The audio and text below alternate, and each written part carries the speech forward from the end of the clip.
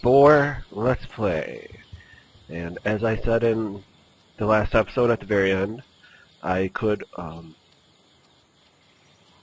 proceed to the next stage of the game at this point. Advance to tribe, as that button indicates. But I will be playing further into this stage. Looks like they're going on an attack. I don't like that. Guess I should help. At least try to.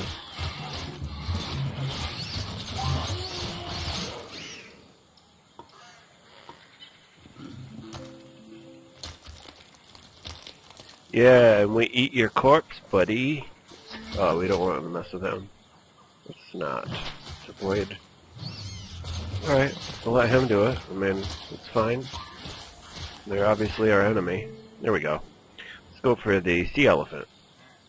Oh, and as I was saying, I'll be playing this creature stage. I've already said that. Even though I could proceed past it. Mostly just because I enjoy it. But I'd also prefer to have all of the different parts that are available for the final evolution of the species to be able to basically have every part to choose from. A little bit of a complete mindset on my part.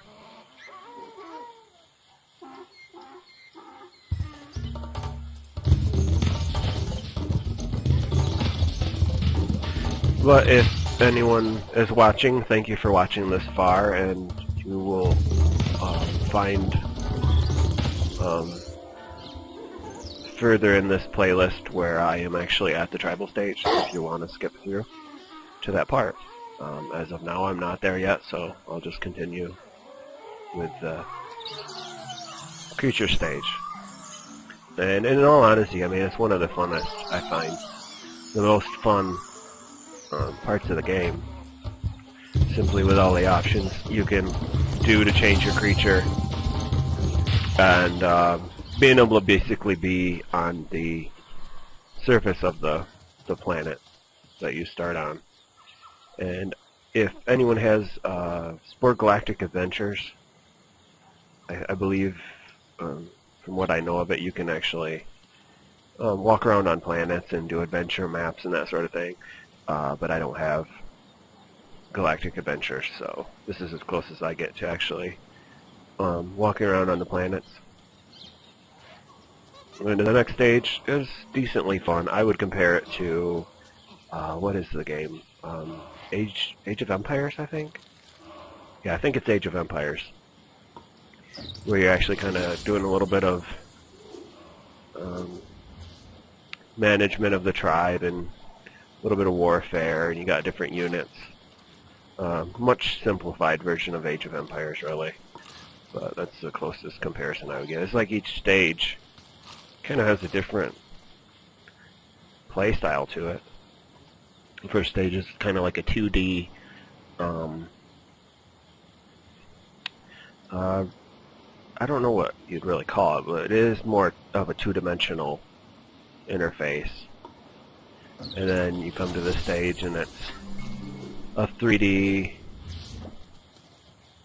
resource gaining. I mean, you basically just keep your creature alive and interact with the other species either in a hostile way or in a friendly way. And then you go to the third stage. It's more of a strategy, I think is the word I was thinking of. Kind of a strategy game, I guess. And the fourth stage, I think, is really similar, if I remember right, to the third, where it's strategy oriented and you have like your city, and we'll see when we get there.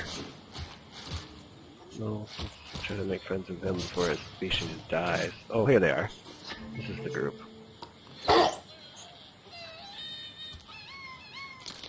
Oh, so like I was saying, this is what I find to be one of the most enjoyable stages of the game.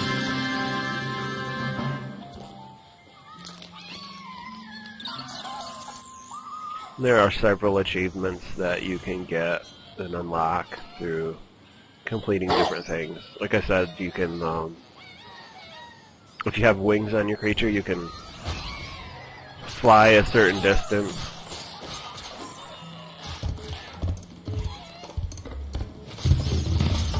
And to do that, I think you either find the tallest mountain, or you can ride one of those geysers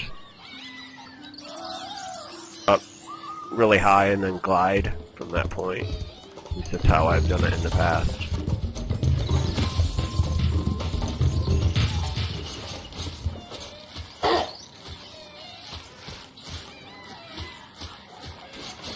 Yeah, you can eat him. Get him.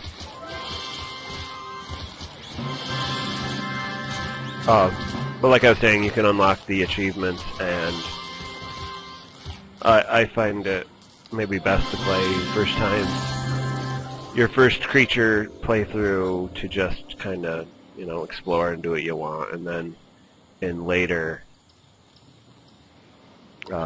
species, because you can play,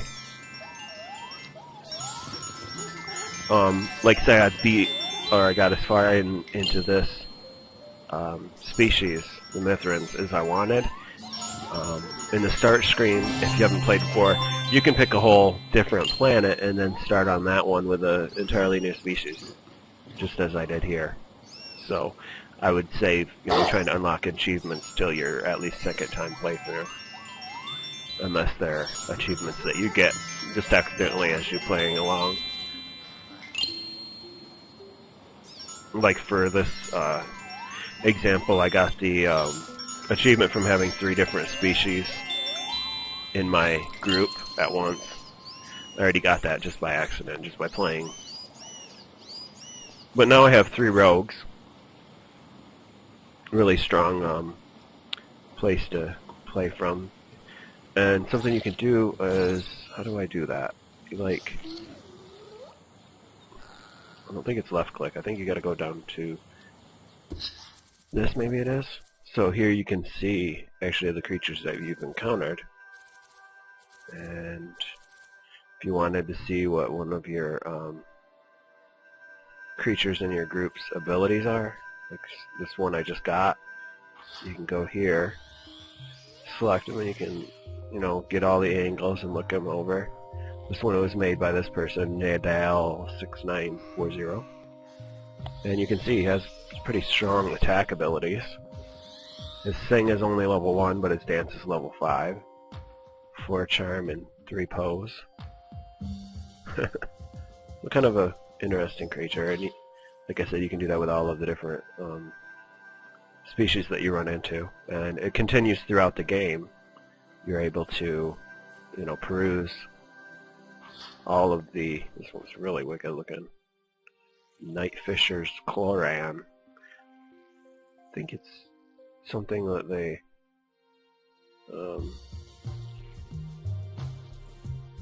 I think it might be, maybe it's an original one. Reminds me of something they saw in a movie, like the forget the name of the horror movie. It's really wicked looking. People make some interesting things, but like I said, you can find all of the creatures in this, it's called Sporepedia, and look them over. And then in later stages of the game, you can see vehicles. Here you can see what particular stages. Here's the creatures I ran into as I played as a cell. And then I'm not yet to the tribe, but it's keeping track of everything that you've encountered. So yes, in later stages, I'll actually, I think I'm going to get into more detail about specific things that I have in mind in the later stages. Because like I said, I've had a lot of content that was made by other people, and it's really impressive stuff, so I'd like to kind of feature it if I can. And it might end up being in a separate playlist, kind of outside of this LP series.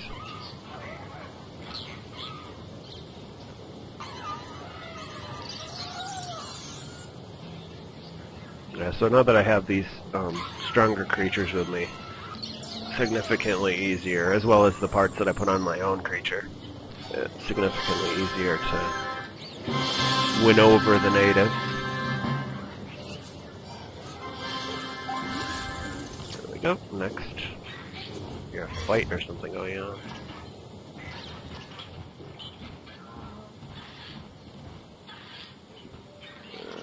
Find another alpha if I can. There we go, get her. Get all those optional body parts. Oh wow, they're really all running over there. Jeez. Making it as hard as they can.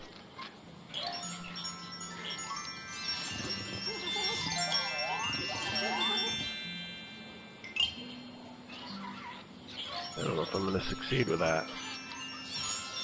I don't want to dance. I don't think I can do it. Yeah, I just want to keep doing that one.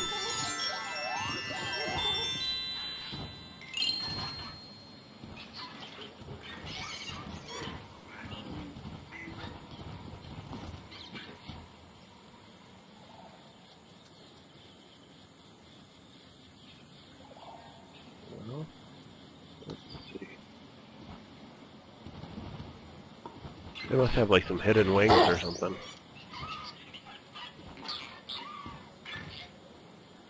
4? Don't tell me all 4 of it. Okay, I think I can do 3.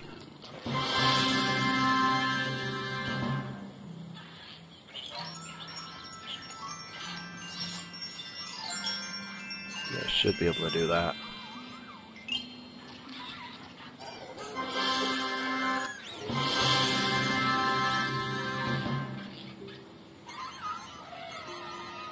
Yeah, it's such a cute game. I think I'd definitely recommend it for children. There's not really any blood or gore.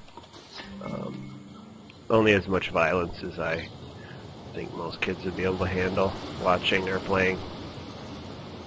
Yeah, so if you have wings and you do that move there, or you jump into the geyser like that, it gives you a really good launch for trying to fly, or glide, as it might be.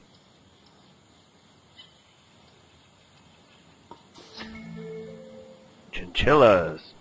Make friends with the chinchillas.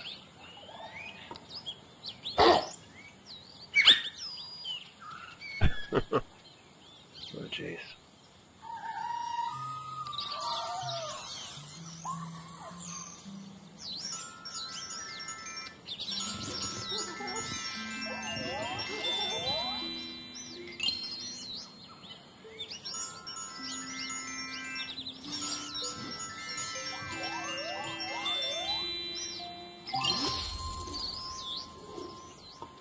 Another part.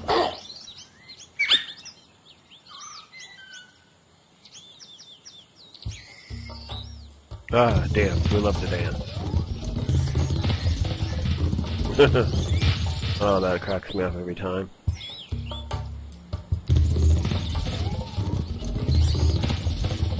That's so ridiculous. Okay, charm.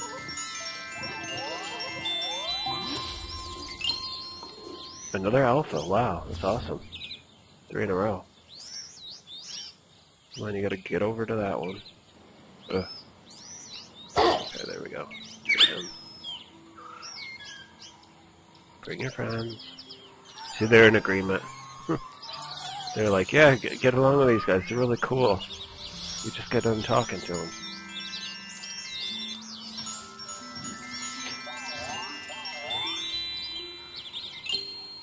Dance, dance. Yeah.